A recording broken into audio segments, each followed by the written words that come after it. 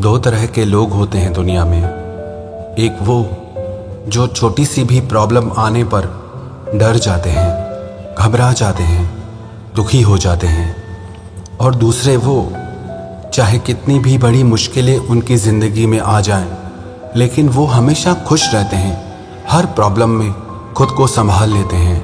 एक वो जिनके पास सब कुछ होता है लेकिन फिर भी वो हमेशा दुखी दिखते हैं, आपको हमेशा दुखी ही मिलेंगे। और दूसरे वो जिनके पास कुछ हो चाहे ना हो, लेकिन वो हमेशा आपको खुश मिलते हैं, मुस्कुराते हुए मिलते हैं। आज हम ऐसी 3 कहानियों के बारे में बात करेंगे जो चाहे आपकी जिंदगी में 1000 मुश्किलें क्यों ना आ जाए, कितनी भी बड़ी परेशानियां क्यों ना आ जाए, लेकिन ये कहानियां आपको हर मुश्किल में खुश रहना सिखा देंगी, हर परेशानी में मुस्कुराना सिखा देंगी। पहली कहानी, एक फकीर देश में यात्रा के लिए निकला। मार्ग में जब रात हो गई तो वो एक व्यक्ति के घर में जाकर रुका। उसका नाम आनंद था। आनंद ने फकीर की खूब सेवा की। दूसरे दिन आनंद ने उस फकीर को उपहार देकर विदा किया। फकीर आनंद की सेवा से बहुत खुश हो गया था और उसे दुआएं देने लगा, भगवान करे तू दिनों दिन बढ़ता ही रहे। फकीर की इस बात को सुनकर आनंद हंसने लगा और बोला, अरे फकीर, जो भी है ये भी नहीं रहने वाला। फकीर आनंद की तरफ देखता रह गया और वहां से चला गया। कुछ वर्षों के बाद फकीर फिर आनंद के घर आया और देखा कि उसका सारा धन, सारी संपत्ति, सब कुछ खत्म हो चुका है। पता चला अब आनंद गांव के किसी बड़े जमींदार के घर में नौकरी करता है। वो फकीर आनंद से मिलने गया, लेकिन आनंद ने अभाव में भी उस फकीर का स्वागत किया। झोपड़ी में फटी चटाई पर उसे बिठाया और खाने के लिए जो उसके पास सूखी रोटी दी वो फकीर को दे दी। दूसरे दिन जाते समय फकीर की आंखों में आंसू थे। फकीर कहने लगा, हे भगवान, ये तूने क्या किया?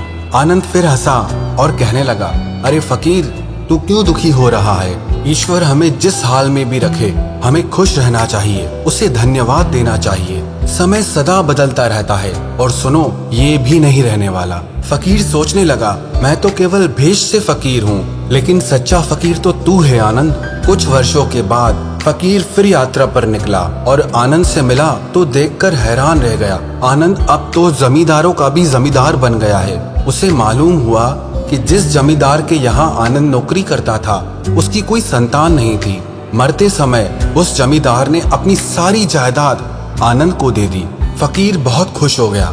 उसने आनंद से कहा, अच्छा हुआ वो जमाना गुजर गया, भगवान करे अब तू ऐसा ही बना रहे। ये सुनकर आनंद फिर हंसने लगा और कहने लगा, फकीर, अभी भी तेरी नादानी बनी ही हुई है। फकीर ने पूछा, क्या ये भी नहीं रहने वाला?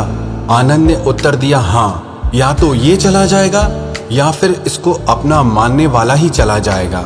यहाँ पे कुछ भी हमेशा रहने वाला है ही नहीं।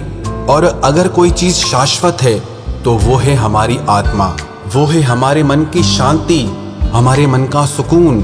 और बाकी जो भी कुछ है वो हमेशा रह ही नहीं सकता। फकीर ने आनंद की बातों को बहुत ध्यान से सुना और वापस चला गया। कुछ सालों के बाद फकीर जब उसी गांव से गुजरा, आनंद का वो महल तो है लेकिन उसमें आनंद नहीं है। उसमें कबूतर गुटरगू कर रहे हैं क्योंकि आनंद अब इस दुनिया में नहीं था। उसकी मृत्यु हो चुकी थी। कह रहा है आसमां, ये समा कुछ भी नहीं। रो रही है शबनमें, नौरंगे जहां में कुछ भी नहीं।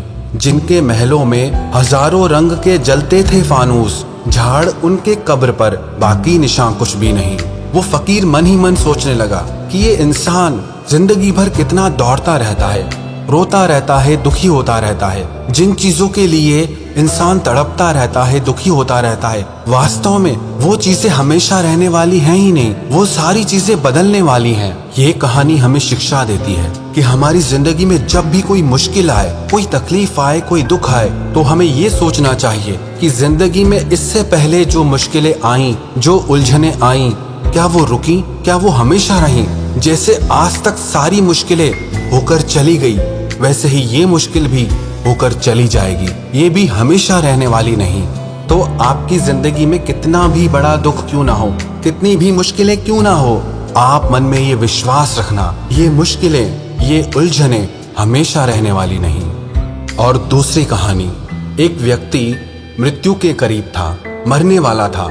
उसने अपने बेटे को चांदी के सिक्कों से भरा हुआ एक थैला दिया और अपने पुत्र को बताया, जब भी इस थैले से चांदी के सिक्के खत्म हो जाएं, तो जो मैं तुम्हें एक प्रार्थना बताता हूँ उसे दोहराने से चांदी के सिक्के फिर से भरने लग जाएंगे। उसने अपने बेटे के कान में 4 शब्दों की प्रार्थना कही और वो मर गया। अब बेटा चांदी के सिक्कों से भरा थैला पाकर बहुत खुश हो गया, उसे खर्च करने में लग गया। वो थैला इतना बड़ा था कि उसे खर्च करने में कई साल बीत गए, लेकिन इस बीच वो 4 शब्दों की प्रार्थना ही भूल गया। जब थैला खत्म होने को आया तब उसे याद आया, अरे वो 4 शब्दों की प्रार्थना क्या थी। उसने बहुत कोशिश की लेकिन उसे याद ही नहीं आया।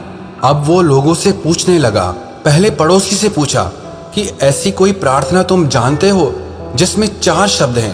पड़ोसी ने कहा, हाँ, एक 4 शब्दों की प्रार्थना मुझे मालूम है, ईश्वर मेरी मदद करो। उसने सुना और उसे लगा कि ये वो शब्द नहीं है, वो शब्द कुछ अलग थे।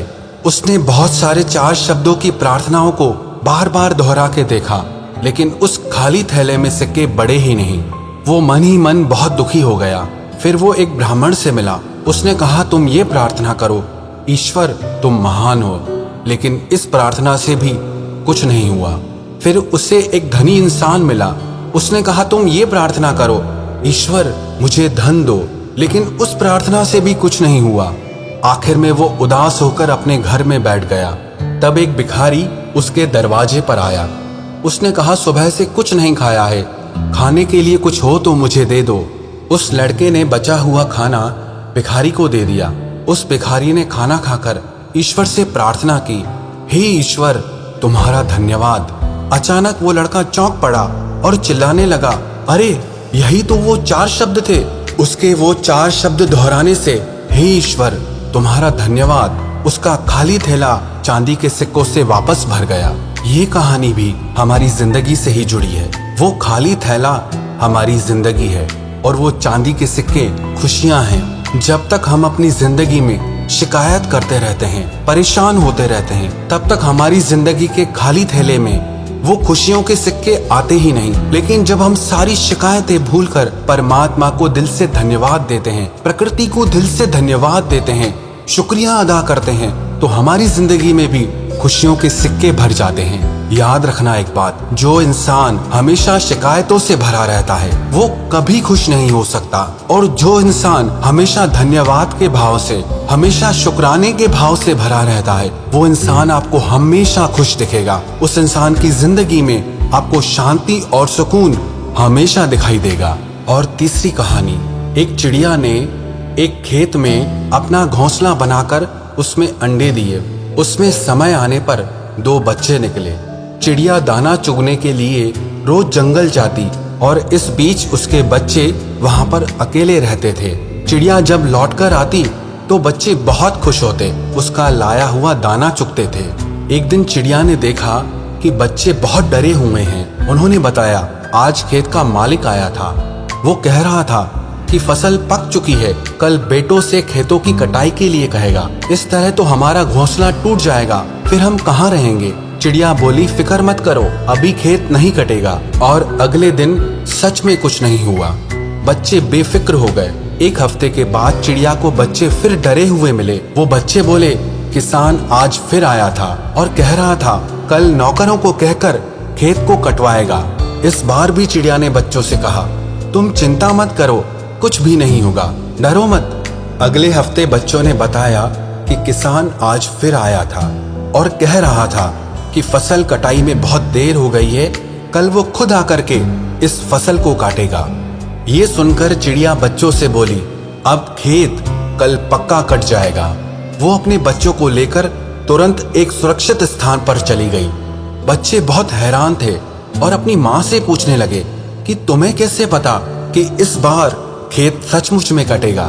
तो वो चिड़िया कहने लगी, जब तक कोई इंसान दूसरों पर निर्भर होता है तो उसके काम को संपन्न होने में हमेशा संदेह बना रहता है, लेकिन जब कोई इंसान अपने काम को खुद करने की ठान लेता है तो वो काम जरूर होता है। ये कहानी भी हमें शिक्षा देती है कि जब तक हम दूसरों पर डिपेंड रहते हैं, हमेशा दूसरों के आश्रय पर चलते रहते हैं, दूसरों के भरोसे पर चलते रहते हैं, तब तक हमारे काम ढंग से हो ही नहीं पाते। लेकिन जिस दिन हम अपने सारे काम अपने हाथ में ले लेते हैं, अपने हर काम में हम खुद जुट जाते हैं, तो हमारे वो सारे काम जरूर पूरे होते हैं।